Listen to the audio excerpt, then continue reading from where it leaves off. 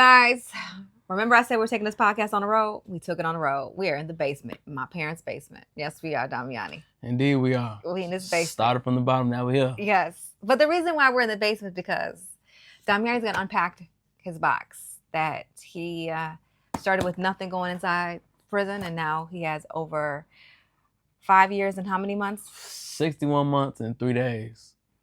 I think like 6 hours. Of things he's collected. Throughout the years of him being incarcerated. And so we're in the basement because we are going to bury this stuff in the basement. We're not going to take it upstairs because this is where it belongs, in the basement. And that's how it's going to be. And we're going to unload it, unpack it, and you are coming along with us for this episode. So welcome. You know, usually people don't bring things home from prison. They really like to throw them away because they don't want to be like it's bad luck to bring anything home. But I felt like, in my perspective, it's certain things that you have to bring back to remind you not to go back. This shit gonna remind me. Just looking at the box, like, it's to humble me and to remind me of where I come from, how I started. How did we get here? So let's unpack the box. So let's go. So what's in the first one? Uncle Chuck? Uncle Chuck. Rest in peace. Hayward Ellis. And the anniversary of his death was a couple days ago. October 28th is when Uncle Chuck passed away. Uncle Chuck, Uncle Dune are the two uncles that helped raise Damiani. I will forever be grateful for them and for Uncle Chuck. And the way I had to tell Damiani was not the best way because I had to fly in, and I flew in, got a rental car, got in the car, drove 5.5 hours to Menard, got patted down. And at this time, Damiani was in solitary confinement. And so with this visit, it was a no contact visit. With that being said, behind the glass, you know the shit y'all see on the movies? Yeah. Yeah. I couldn't touch him. Couldn't hug him.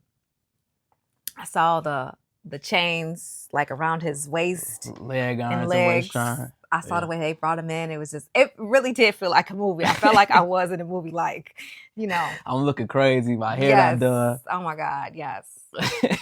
But in that visit, could you tell something was wrong with me? Absolutely. I know my mama. We always been connected since the womb. That's what you got the stretch marks for. Move, come. Stretch marks. But yeah, I seen it all in your face. I just knew that something was going on, that you was healing and you were hurting from something. Which I knew you was healing from me being in here and hurting from me being in prison, but it was something deeper within. It had to be like a recent death. And I had to tell him the news. I didn't want to tell him when Uncle Chuck passed. I didn't want to tell him on the phone. I didn't want to write him. So I was like, I'm going flying in to come see him. So Uncle Chuck's funeral was November 9th. So I flew in that weekend for that funeral, and but I flew in a couple days earlier to tell Damiani what happened. I literally flew in, and I didn't want to tell him over the phone, but I had to fly in to tell him face to face. And I told him, and that was the most difficult thing I had to tell him. I think 2 of your uncles passed while you were in prison. It was Uncle Chuck and Uncle Willie. Were the 2 uncles that passed away while he was in there. And Sam passed away, my dad's dog. Yeah. Which played a... Oh, wait. Sam was around me since I was in 3rd grade. That dog lived all the way until I was, what? 26. 25. Did he die last year? How long he been dead? The whole year? Or just a couple months? He died a couple months after Uncle Chuck did. Oh, wow. Or before Uncle Chuck did. Yeah, so he lived a long life. Yeah. But, yeah. So what else do you have in the box? I mean, I got some business that I got to stand on with somebody, but... Okay, you got some business. Yeah, I can't. Certain things can't be showed, but the vocabulary builder workbook. My mama sent me this. I did. I sent him this. I sure did, because I want him to increase his vocabulary. We need to go over this book again.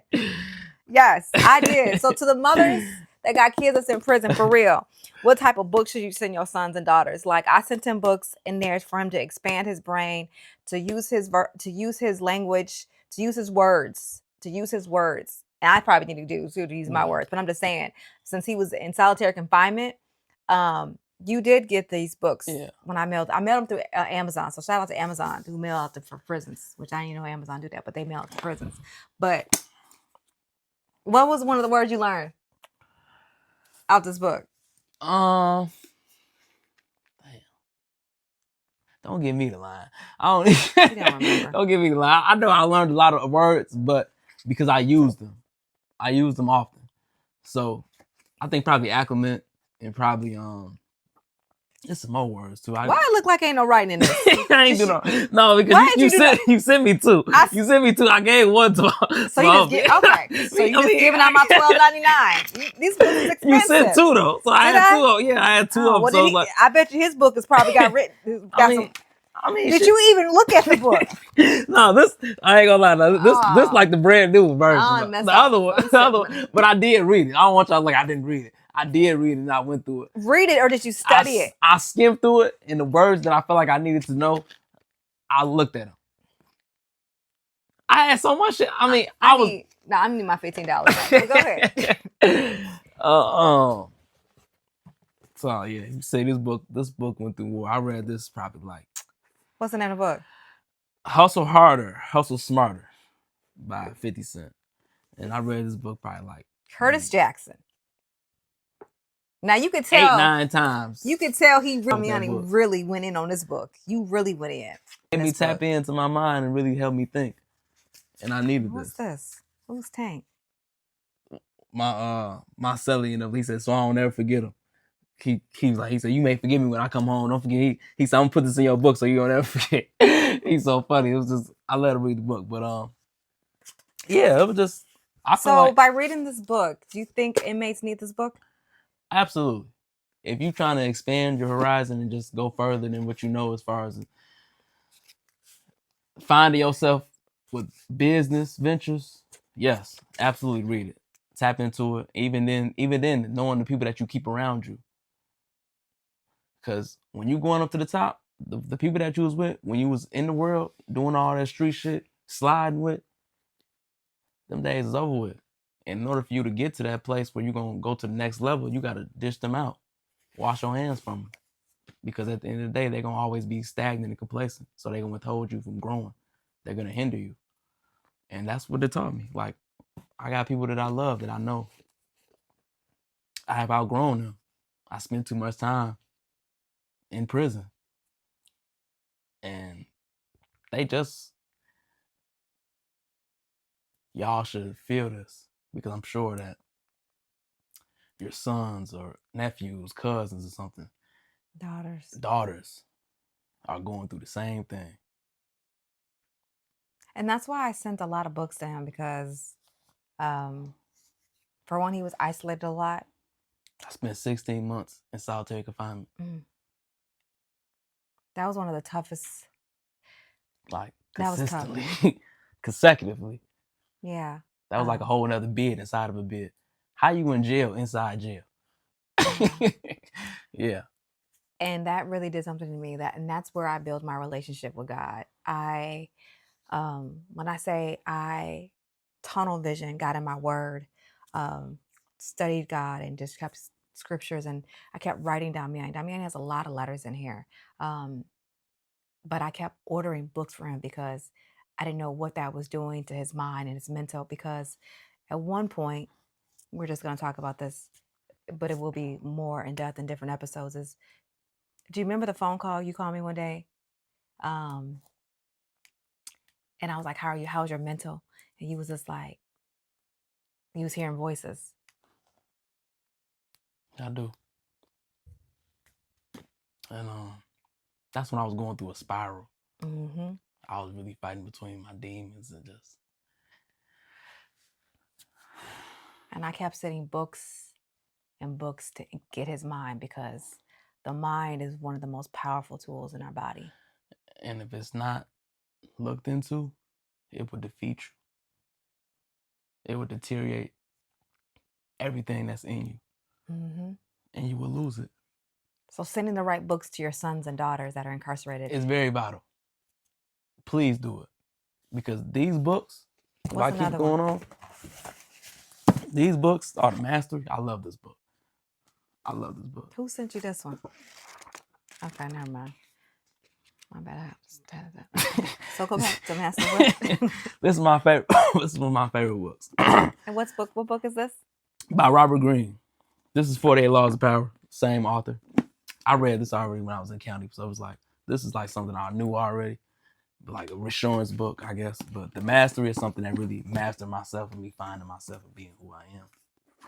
And it shaped me. Certain things that I couldn't see. It allowed me to see them.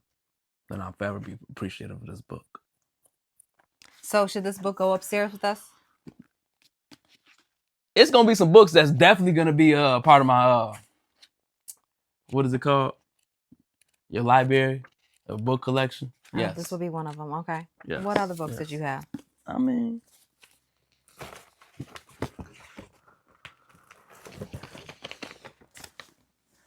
The Beginner's Guide to Stock Market. I never read this.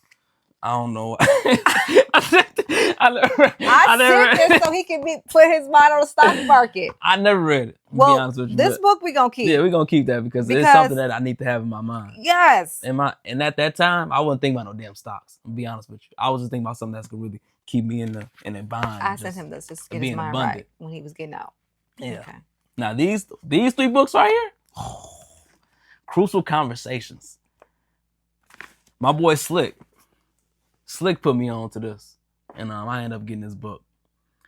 It teaches you how to talk to people and to avoid arguments, when to know when they're coming, the alerts, the red flags. Oh, so to pick your battles. Yes. Oh, so you pick a lot of battles with me? Yeah. Okay. This is something I need to read consistently. This has to be a repetition book because it helps you. And it helped me. There was a lot of times where my emotions was involved and I was just ready to kick ass. But as I got older, I started to read. Once I got this book, I read it like, damn, not every action deserves a reaction. And that's when I had to study myself and learn myself. As far as, because prison, it's loud, chaotic. It's an egotistic thing. Everybody is tough. Everybody's tough. Everybody kill. Everybody think they just the big baddest wolf. It's always somebody better than you. It's always somebody crazy than you. So you have to know how to be around them and maneuver through it because you're dealing with a thousand different personalities. First of all. And some personalities have multiple personalities. Exactly. And then so you're fighting with other demons. So you have to protect your energy when you're in prison. If you don't, you have the wrong crowd, and it will make you lose interest of what's important of you. Your morals, your character. This is another book, The Way of the Superior Man. This is something by David Dita. Mm-hmm. My boy Slick put me onto this too. Shout out to Slick. Shout out Slick. Whoever Slick is. Shout out Slick. Slick, you know who you is. You know, when you get out, Slick. You straight. You forever good with me. I'm gonna make sure you good. You hear me? This has actually taught me, like, you know, I've always been like a charmer, and like it taught me how to not only like it to taught get me him out of situations when he was a kid. Yeah, so it's like it's something that's been indebted to me. And it didn't work on me, but it worked on his grandma. It worked on her to an extent until she figured out, like, oh, he using it to his advantage. Yes. After that, it was over with. Pop you in your head. Geek. Yes. But just. Yes, he was a charmer. I don't know about this book no more. It taps into your spiritual mind, though. Like a spiritual guide to mastering the challenges of women, work, and sexual desire. Yeah. Sexual desires? Yeah, because like now, I've been out for almost damn near 30 days. Am I thinking about sex? Of course I am. But my mind's not there to just be just. I don't want to hear I know. this okay, I'm sorry, but it gives you. Okay, what's the next book? Inner Excellence. I got this off the strength that I was watching the Eagles game. Yes, because you made me. AJ Brown. He sent me so many messages. Yeah. Mom, you got to order this book for me. You got to order this book for me. And I was just like, what is he talking about? And then I saw the clip that went viral. And one of the football players. AJ Brown, wide receiver of the Eagles. And he was reading on the sideline. going through it. I do remember. And this book actually helped me a lot because I ended up starting to find myself. And I'm actually going to start reading this book all over again now that I'm out, because I be deep inside my mind still. And I know I need this for me to excel, to take this serious, like all this, doing this, to get me to that next point in my life where I know I'm secure fully. So this is definitely going to this one. Oh, let me get into it. Oh, man. You sent me this. As a Man Thinketh. I like this book too by James Allen. It was From Poverty to Power. It made me sit and think and help me help my mind. It helped a lot. This is so much pictures, so much. This is just pictures. It's a Oh, I sent him a lot of pictures. Hold on. Oh, snatch that. It must be. Okay, so he got pictures. Yeah, so we're going to put that on the ground. So he must have got some type of pictures. My bad. More pictures. I spent a lot of time in prison, just like, well, okay. I can't just be so. It's not my business. So mothers. I brought everybody pictures back home. Again, mothers. He went in as a kid, but now he's an adult, and I gotta respect his boundaries. And if you see, he did not want me to touch his pictures. Those going in the garbage, though. All pictures, they going in the garbage. I'm saying that now for a reason. Letters. Just see how many letters that he received. So many letters. So many letters. Oh, my letters on top. Oh. Yeah, you my mama. Why wouldn't your letters be on top? I still got. This is where we tap into y'all. The army. Oh, to the mothers. Army of the mothers. Created a private Facebook group. There's over 4,000 mothers that are in this private Facebook group that I created, and we all have so many things in common. But the one thing that keeps us so strong is all of our sons and daughters are in prison. And Damiani turned 24 on his golden birthday of 2024. And I had all the mothers to write Damiani and send him a happy birthday. And these are all the birthday cards that he got from all the mothers. So for the mothers that's in the group that's watching this, my heart is filled with so much gratitude because you guys actually wrote him, and he still has all the cards. So this we're going to always cherish. Always cherish, because you mothers. Very valuable to me, because the fact that you guys went out your day, the time of your life, to go buy a card. The things that you guys are going through with your kids, and y'all thought about me. I'm very appreciative of that, very gracious. And I want you guys to know, like, these letters, they kept me going. They know, like, I have people that supported me.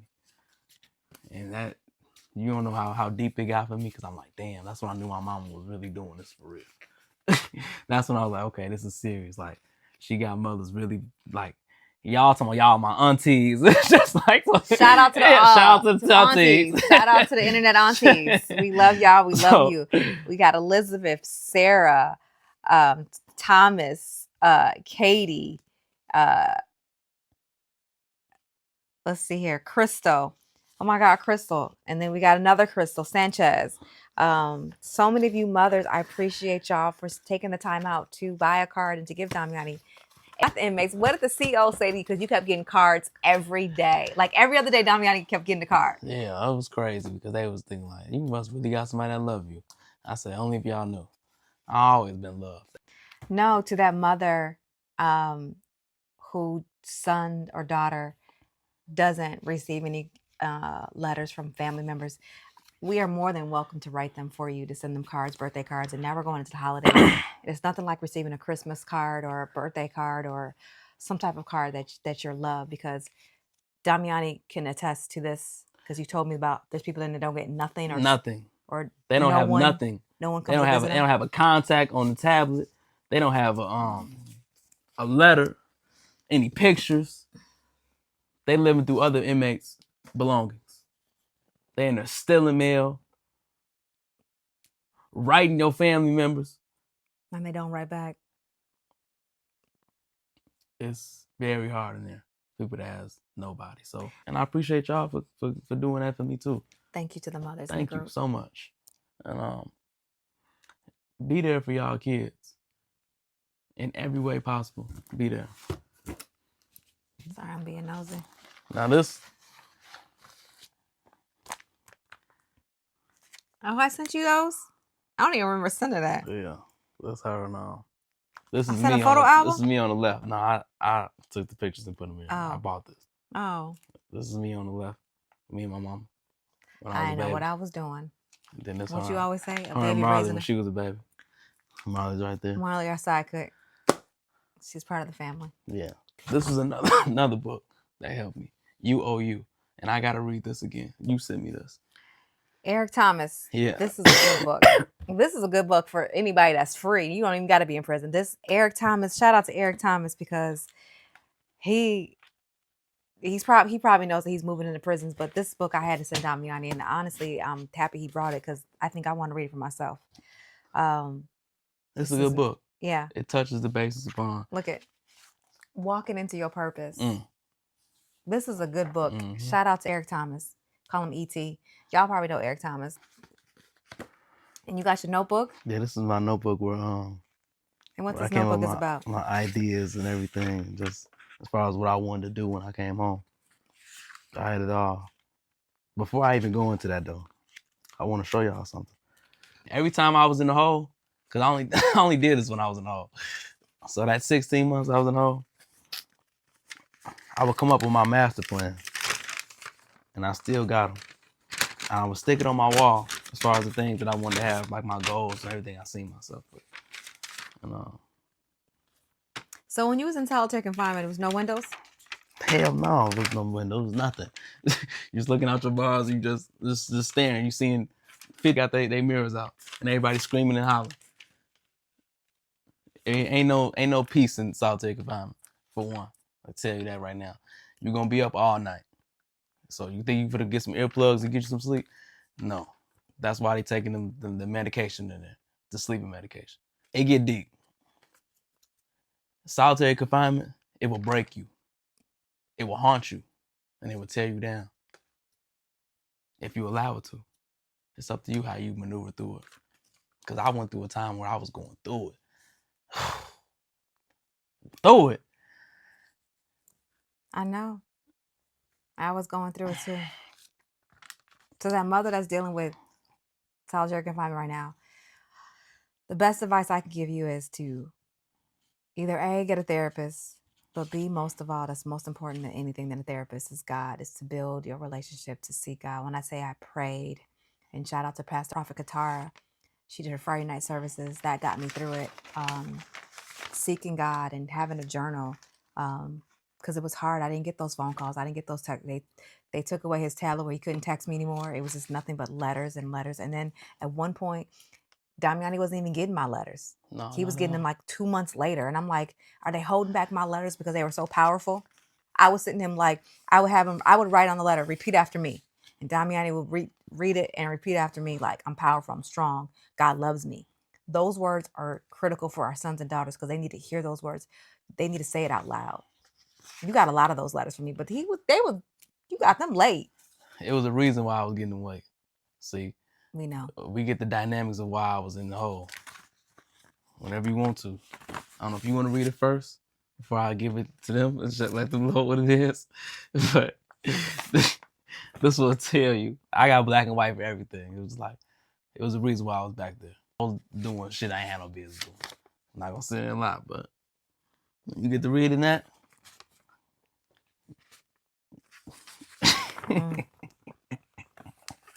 I had to bring my tickets home so my mama could see, so y'all could see what's really going on in them prisons. And this is why when Damiani was in solitary confinement, and I would get phone calls from some of his friends and say I should do X, Y, and Z for him. Something told me, my gut saying, the fuck did this dude do really now? So something ain't right. 2 + 2 is 4. But it wasn't mathing. It wasn't adding up. So I'm not gonna lie. This is where the tough love came in. Oh yeah.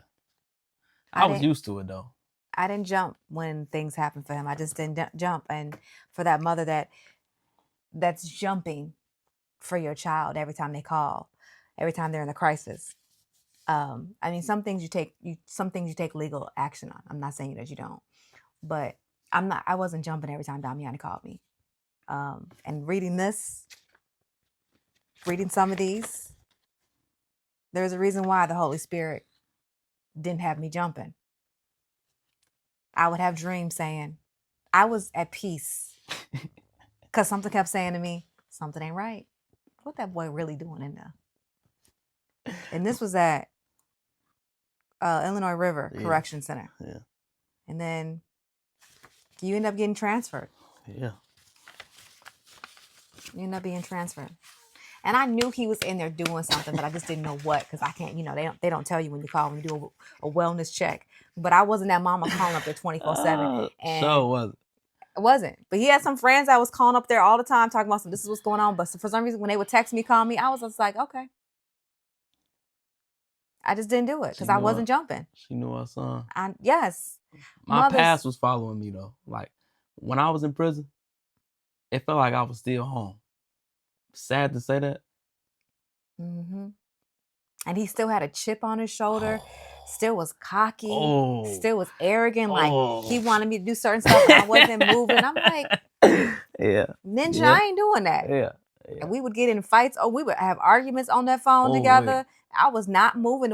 And we're unpacking this box because now it's memories for me. Even it's memories for me. No, it's a lot of memories for me, y'all. And him being in that solitary confinement for all those months and really took a toll on me. And for that mother that is struggling right now, you will be okay. You got to put God first. You have to. And sometimes you do have to let go of your kids. It gave me leverage. Like even as a kid, with all the things, the torment that I took me through, it gave me leverage to be who I am. I know how I feel to be sleeping in the car, sleeping in the bed in the crib. Because I'm fucking up at home. I done got kicked out. He done kicked out twice. Sleeping with my friends, I was like, my mama really put me out. I was thugging. So when I went through that at that early age, was I 16? No, you was not 16. You was 17, 18. Well, no. 17. You was not 16. I was on the verge of being, but no, you was 17. Okay, I was 17, but I was on the verge. Yeah. I was on the verge already, 16 already. Yes, but I didn't put him out at 16, but at 17, it was coming. He was doing too much. I knew it was coming. I knew it was coming. He was doing too much. So this is what regardless, it was coming. This is where you have to let your kids go because they don't want to listen. Hard head carry a soft ass. My Bubba used to say that all the time. But in prison, it gave me so much leverage because I knew I could do it by myself. Because I did it before. Mm-hmm. So when she let me go, it hurt. Oh, did it hurt? Was I mad? Mad as hell. He's mad. And I was mad. And all I kept saying is, we both was mad. This is just my mama. I've been through it before, so I know how to maneuver through it. Yeah. And that's what I did. This one, I think something, I don't know what happened, but we was on the phone one time and he irritated me and I didn't, but he didn't know how irritated I was on that call. But when I hung up that call, I literally said to myself, Damiani still ain't getting it. He been in prison. At this time, he was in prison for like 2 or 3 years. I think it was the third year. It's the third year. It really took me like my third year to me really start to feel it. Like, get out of that. Because my first 3 years, I was thugging. I got all my tattoos in prison. I never had a real tattoo. All this stuff y'all see me is penitentiary shit.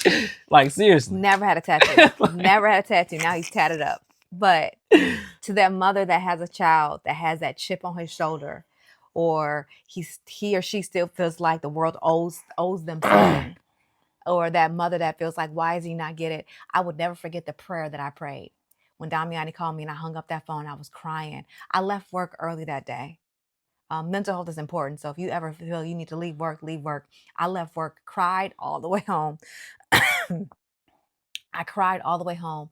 And when I got home, this is how I said, God, excuse my language. I literally said, this ninja still don't get it. He still don't get it. He still think I owe him something. I need you to shake him to the core of his soul. I need you to deal with him like you've never dealt with him in your life. I'm talking about shake him. And when I laid out prayer, snot, everything, saying, God, deal with him. Let him be a different person. Deal with his mind, his heart, body, and soul. Not knowing, They end up sending me to the pit. they end up sending him to the pit. Menard Correctional Center. I was So in if the y'all trenches. East House. when y'all pray that prayer, be careful what you get, because when I prayed that prayer, I didn't know it was going to lead to him being transferred into one of the worst prisons in Illinois. The worst. It's a Supermax penitentiary. We don't come outside. We trapped in a cell 24 hours out the day. I knew when they sent me there, I was like, "Ooh, Damiani, you did it this time.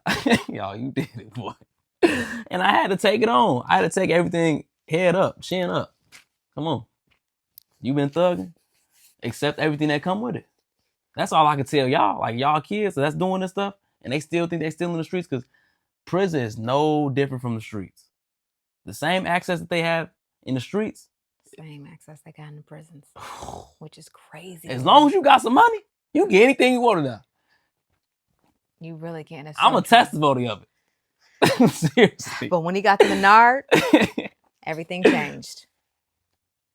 Everything changed, and that's when I started to see a difference in him, and he was starting to humble himself, and God had to break him. And I don't know, a light bulb went off where he was just like, I don't want to do this shit no more.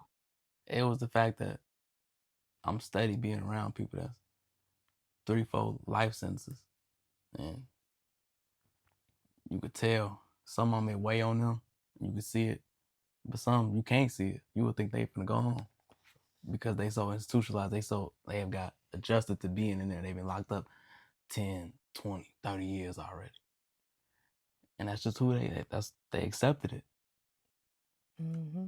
Some of them lost faith. A lot of them lost faith. I'm not even gonna say a lot of them lost faith. And they don't care. They don't care about their well-being. They don't care about their appearance.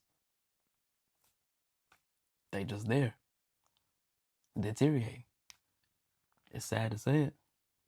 So what do you think changed you the most about going to Menard versus the other prisons? Shit, I ain't think I was gonna make it out.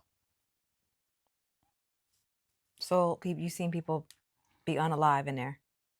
When you watch the soul leave out their body, you tell they dying, getting stabbed in their face, their neck. It's getting stomped out to death. 3-4 inmates on one. I remember being in the cell one day. That's when I first got to Menard. I'll never forget this shit. They'll put you in a cell with anybody, first of all. So if you don't get along with your cellie, y'all just stuck in the cell with each other. It's gladiator school. Y'all fight to the death of y'all. Ain't no telling the police kick, "Oh, I don't want to be in the cell." He gonna look at your ass, keep on walking. This is what it is. Seriously. So you're gonna fight. You gonna fight? Or you gonna... Y'all know what's gonna happen. Me, I'm fighting. I'm fighting to the end. I don't give a damn about nothing. I'm fighting to the end. I'm making it back home. And it got to the point where I used to think like, damn, if I killed him, I'm not coming home. I'm not gonna make it back to you. Carrying knives and just like literally going to sleep with them. Sleeping with them in your hand. But yeah, I seen my neighbor. I had my mirror out early in the morning one day. You just hear rumbling. Your feet just the squeaky noise, and you just hear a rumbling. Hearing a grown man scream for his life. Because the cellie in there killing him. And they fighting over. They both got like 60, 70 years in there together. So in their mind, they ain't going home. What are they living for? They fighting over nothing. Literally nothing. Just so irritated of just being in the cell with each other. Like, you have to wake up and see a man every morning. Smell they piss, they breath. A repeated cycle of it. And myself, like I had some good cellies, but it was like I had some bad cellies too. So I know the dynamics of it. When you living in the cell with them. So y'all have to be on the same accord. You may get a blowed out celly that want to get high all day. He don't care about nothing. He don't care about brushing his teeth, washing his ass. He's stealing. That's actually on his shit. That's trying to do something. It's like shuffling the deck. You never know what card you're gonna get. And that determines how your bid goes, because you have to literally live with them. The guards ask you, where do you live? And that shit used to do something to me. What do you mean, where do you live? Exactly, where do you live? So that's basically your cell. Oh, so they're telling you that's where you live at, is your cell. Yeah, where do you live? Oh, I'm in 803, 8 gallery, 3 cell. But it's like, it'll hit me like, is he really asking me where I live at? Hearing that did something to me. These motherfuckers really think I live here. So it just, I knew like right then and there, I can't do this. I can't do it. Being confined to a cell in Menard, they give us a yard day. We're supposed to get 2 a week, Mondays and Thursdays. Be out there for 5 hours. That's the only movement we be getting. If you ain't getting no video visits or in-person visits, no call passes, your ass stuck in that cell. You ain't going no damn where. We unpacked your box. No, I got more stuff though. You got more stuff to unpack? I got more stuff.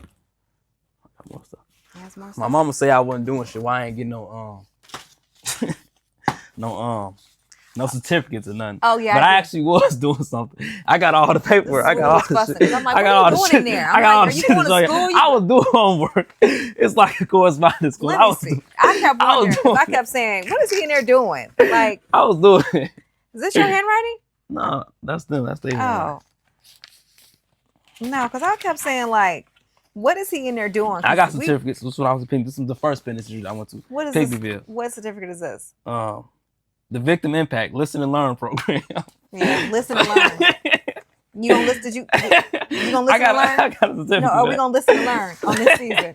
This next chapter of life, you gonna listen and learn? I got a drug awareness. Oh, drug awareness. This is good. Yeah. Okay, I don't know what this is. Next. Okay, let's close this envelope up. That was enough for me to see. Yes. Oh my goodness, that is so funny.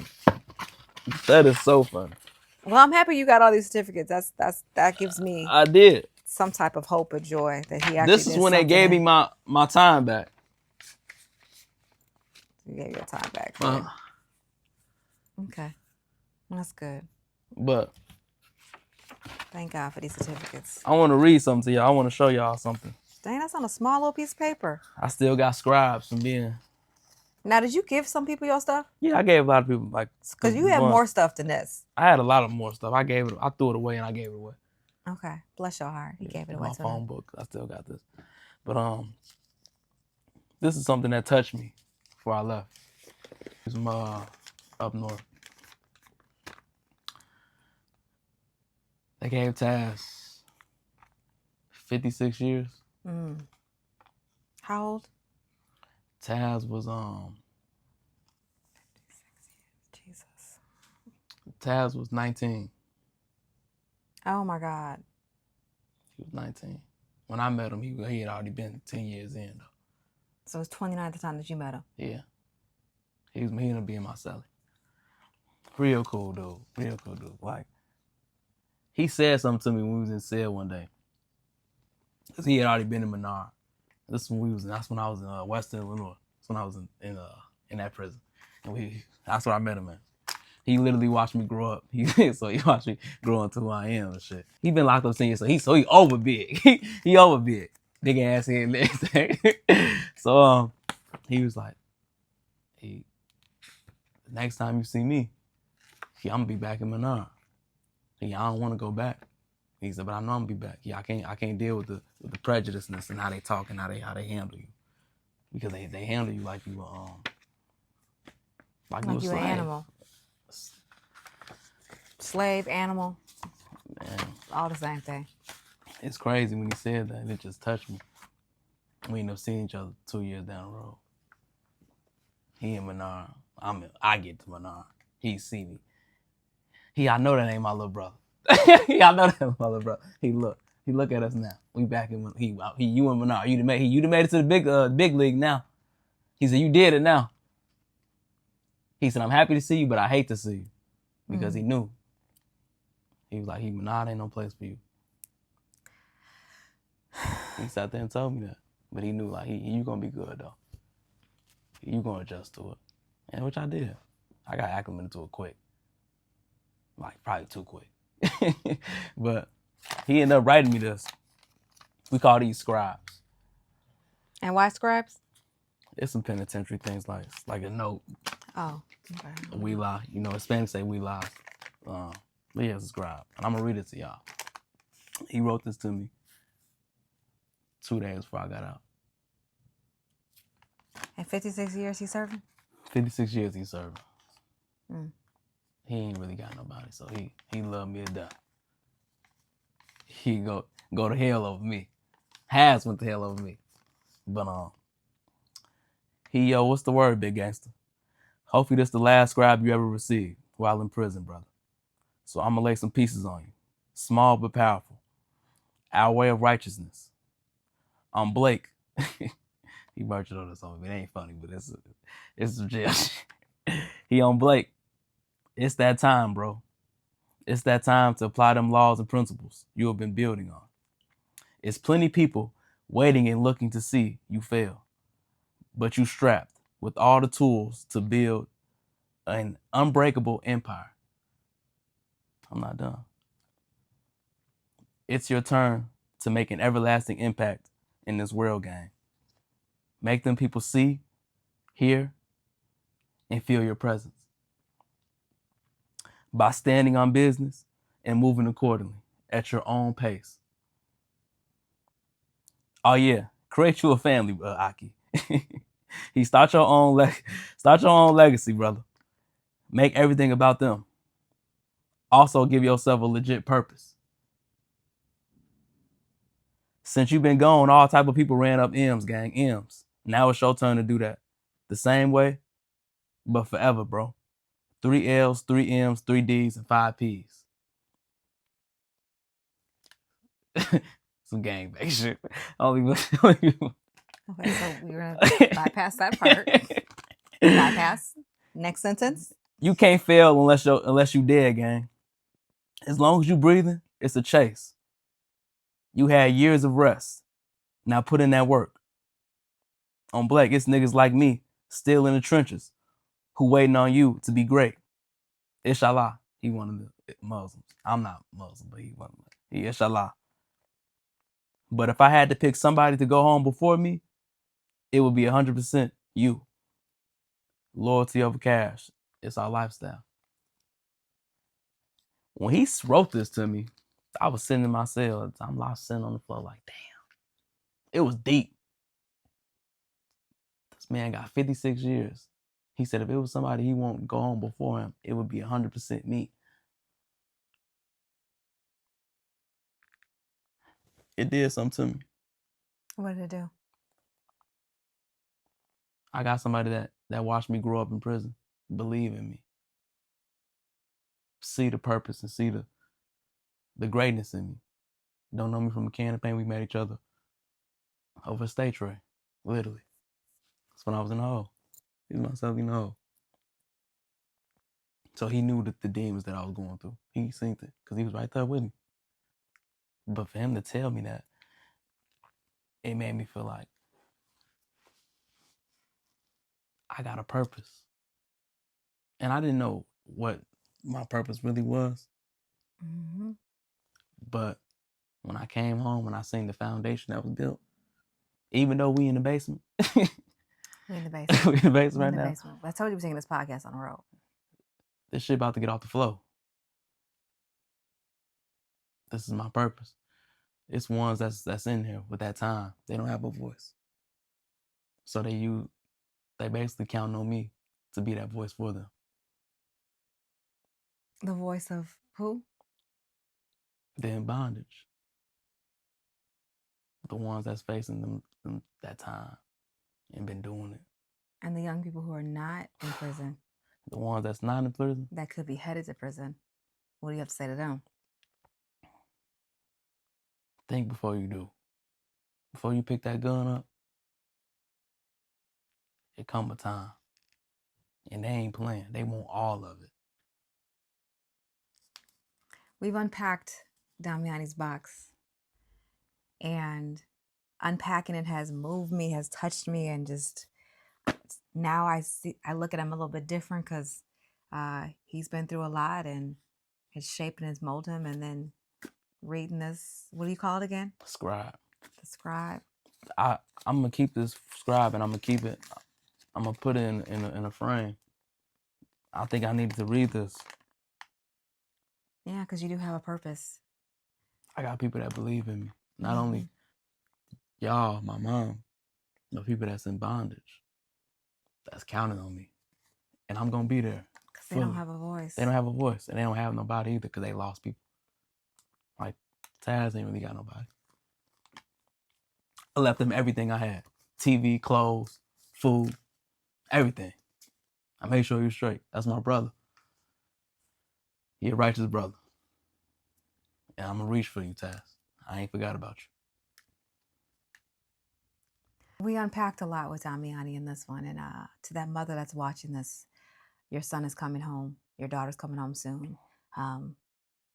You should sit down and go through the box with them and have a conversation. I think it's healthy to have conversation with your adult child because that's the first step is talking, communication, and healing.